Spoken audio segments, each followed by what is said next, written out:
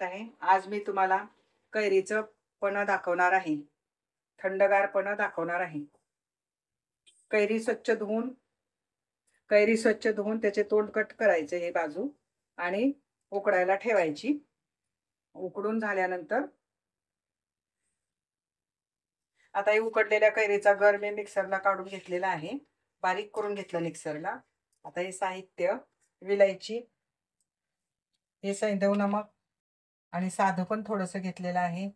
हा पुदिना आणि साखर चवीनुसार. आता हे सर्व ह्याच्यामध्ये घालायचं. एका भांड्यात घ्यायचं.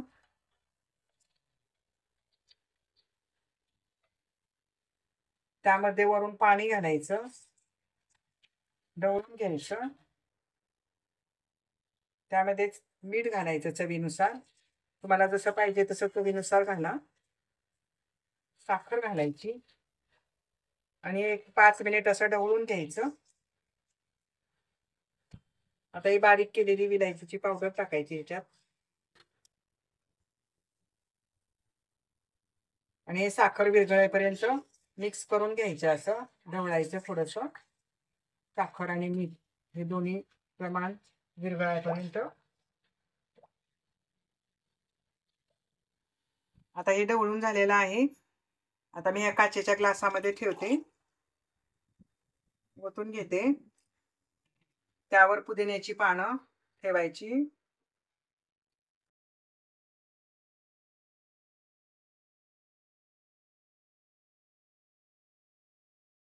हे थंडगार कैरीचं पन्ह कोल्ड्रिंक पिण्यापेक्षा कैरीचं पन्ह किती पण छान.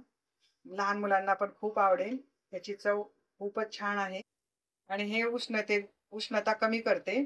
एकदम थंडावा निर्माण करते. त्याच्यामुळं तब्येतीला हे कैरीचं पन्ह एकदम छान. तुम्ही पण आवडल्यास करून बघा.